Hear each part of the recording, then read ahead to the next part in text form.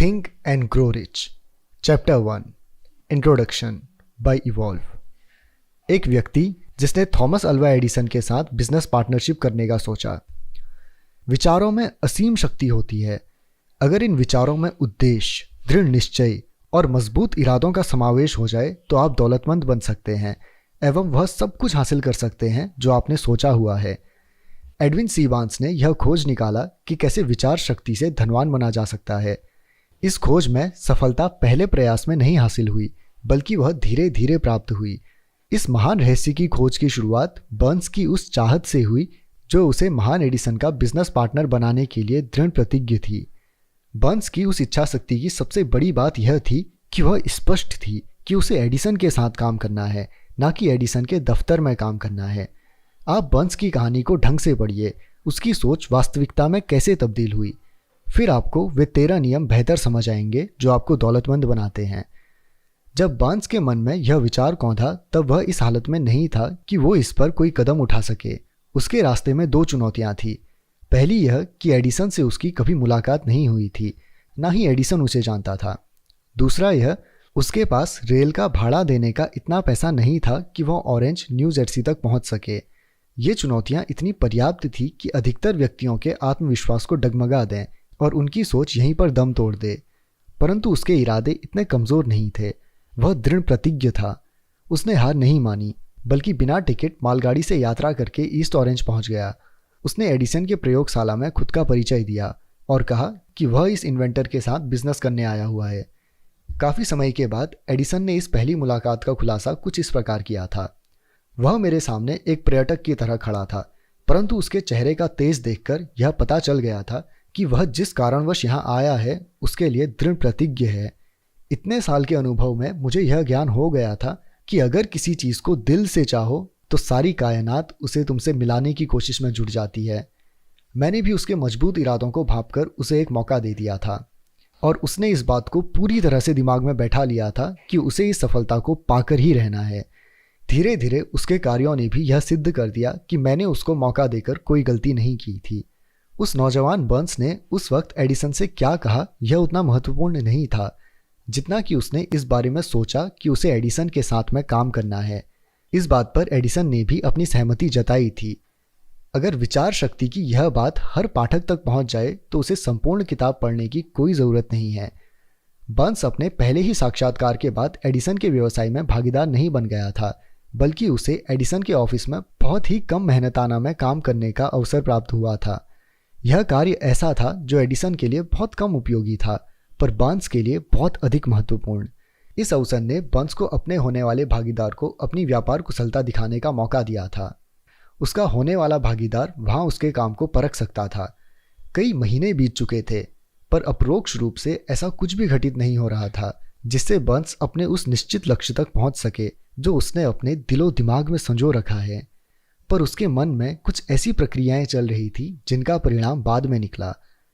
पर तब तक वह अपने मनोमस्तिष्क में एडिसन का व्यावसायिक पार्टनर बनने के अपने विचार पर और दृढ़तापूर्वक सोचने लगा था।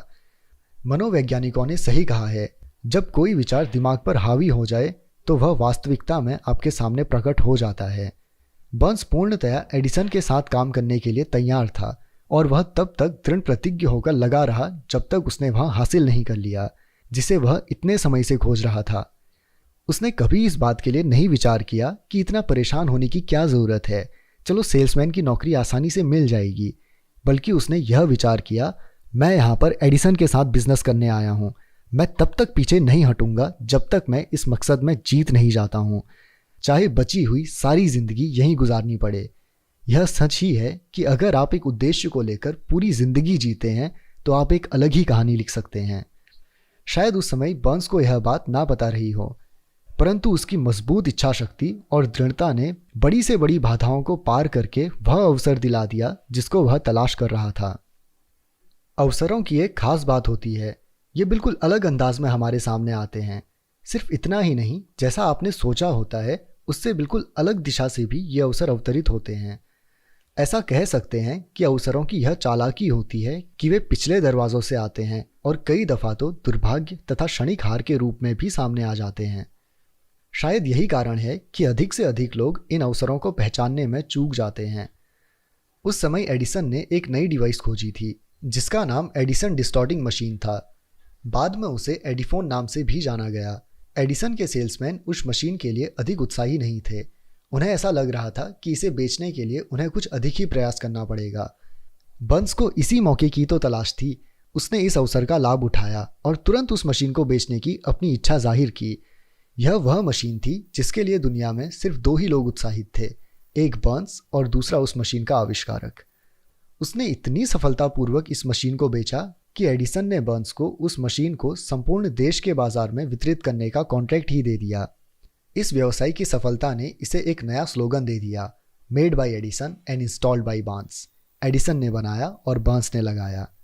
यह व्यावहारिक संधि इतनी सफल हुई कि इसने बर्न्स को बहुत धनवान बना दिया, पर इससे अधिक उसने यह सिद्ध कर दिया कि अगर आप चाह लें तो आप अमीर बन सकते हैं।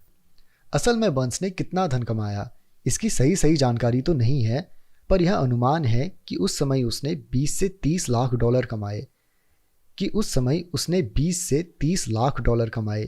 जो भी यह संख्या रही हो, यह उस ज्ञान के सामने फीकी पड़ जाती है जिन नियमों की मदद से बर्न्स ने वह हासिल किया जो वह असल में चाहता था।